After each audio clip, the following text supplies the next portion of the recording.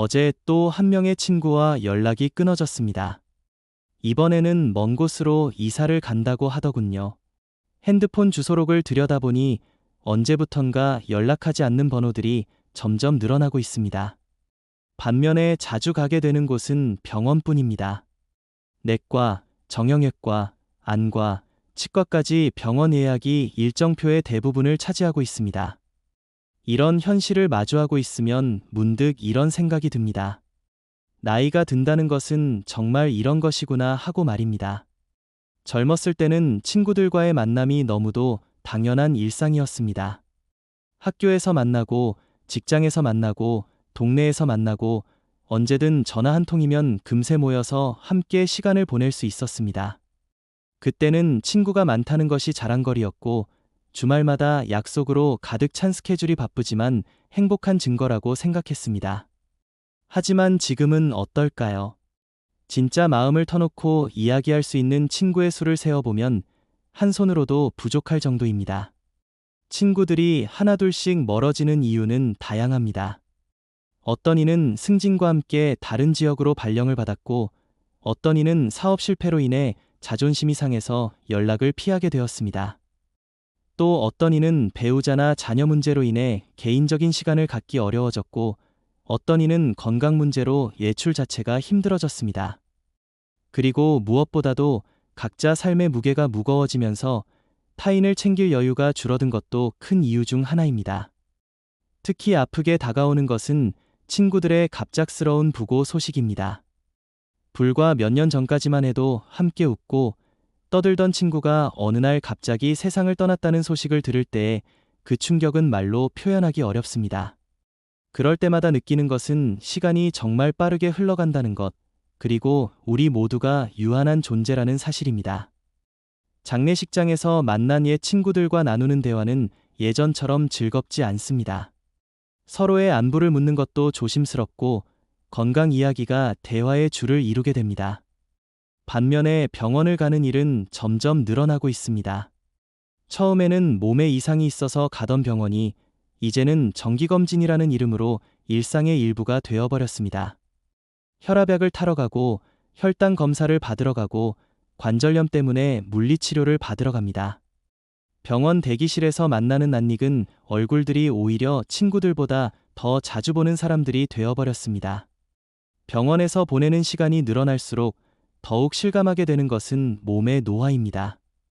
예전에는 밤을 새워도 끄떡없었는데 이제는 조금만 무리해도 며칠씩 피로가 가시지 않습니다. 계단을 오르면 숨이 차고 무거운 것을 들면 허리가 아픕니다.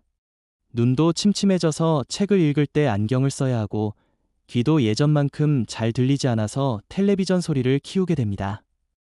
이런 변화들을 겪으면서 가장 서글픈 것은 혼자 이런 경험을 해야 한다는 사실입니다.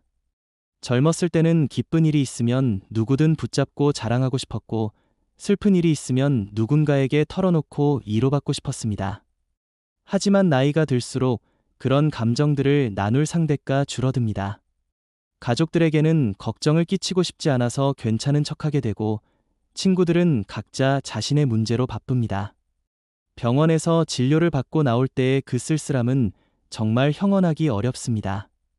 의사로부터 별다른 이상은 없다는 말을 들어도 마음 한편에는 불안감이 남아있고 혹시라도 뭔가 놓친 것은 없을까 하는 걱정이 따라다닙니다. 집으로 돌아가는 길에 예전 같았다면 친구에게 전화해서 오늘 병원에서 있었던 일을 털어놓았을 텐데 이제는 그런 상대를 찾기가 쉽지 않습니다. 가끔의 친구들과 만날 기회가 생기면 처음에는 반갑습니다. 하지만 대화를 나누다 보면 예전과는 많이 달라진 서로의 모습을 발견하게 됩니다. 관심사도 달라졌고 가치관도 변했고 삶의 우선순위도 바뀌었습니다.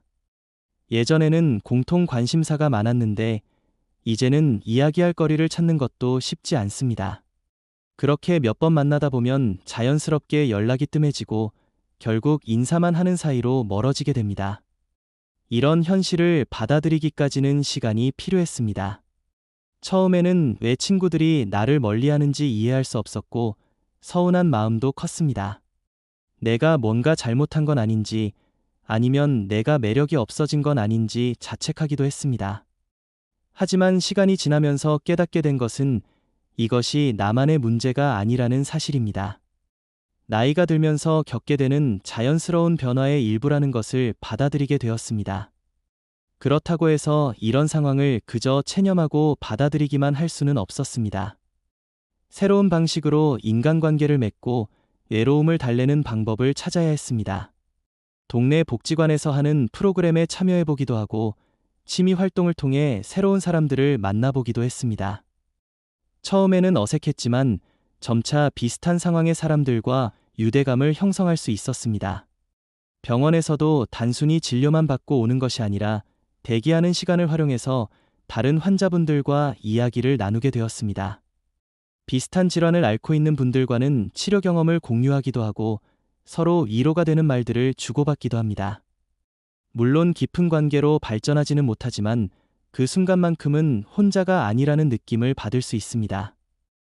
또한 가족과의 관계에도 더욱 신경을 쓰게 되었습니다. 예전에는 친구들과의 관계에만 집중했다면 이제는 배우자나 자녀들과의 시간을 더욱 소중하게 여기게 되었습니다. 물론 가족이라고 해서 모든 것을 다 이해해주거나 항상 함께할 수 있는 것은 아니지만 그래도 가장 가까운 사람들과의 관계를 더욱 깊게 만들어가려고 노력하고 있습니다. 책을 읽는 시간도 늘어났습니다. 사람들과의 만남이 줄어든 대신 책을 통해 다양한 사람들의 생각과 경험을 접할 수 있게 되었습니다. 특히 나와 비슷한 나이대의 사람들이 쓴 에세이나 자서전을 읽으면서 공감하고 위로받는 시간을 갖고 있습니다.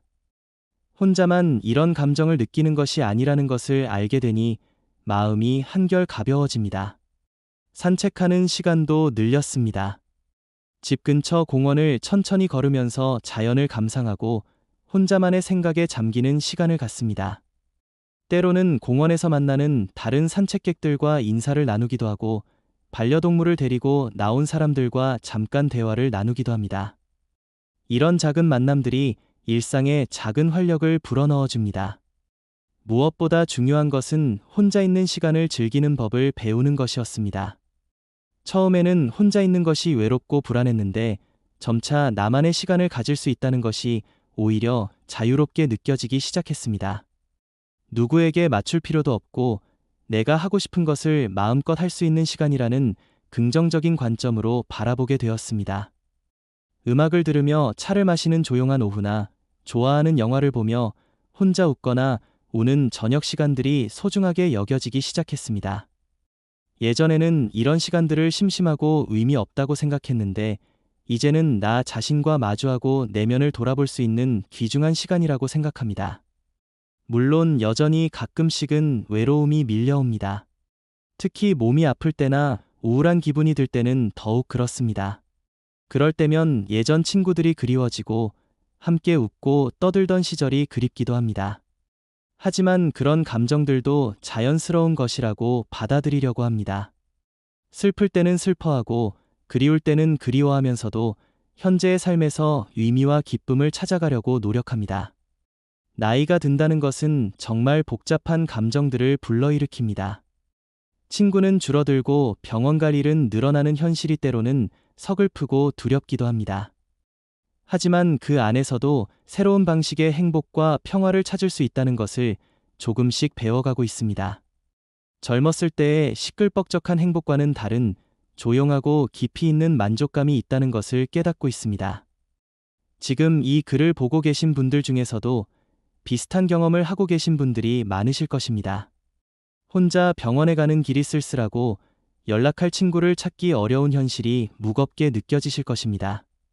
그런 분들께 말씀드리고 싶은 것은 이런 감정들을 느끼는 것이 잘못된 것이 아니라는 것입니다. 나이가 들면서 겪게 되는 자연스러운 변화의 일부이고 그 안에서도 나름의 의미와 가치를 찾을 수 있다는 것입니다. 혼자 있는 시간이 늘어난 것을 외로움으로만 받아들이지 마시고 나 자신과 더 깊이 마주할 수 있는 기회로 바라보시길 바랍니다. 병원에 가는 것도 단순히 아픈 것을 치료하는 일이 아니라 건강을 지키고 더 나은 삶을 위해 투자하는 일이라고 생각하시면 어떨까요? 오늘도 이런 깊은 이야기를 함께 나눌 수 있어서 감사했습니다. 혹시 이런 내용들이 여러분의 마음에 작은 위로라도 되셨다면 구독과 좋아요로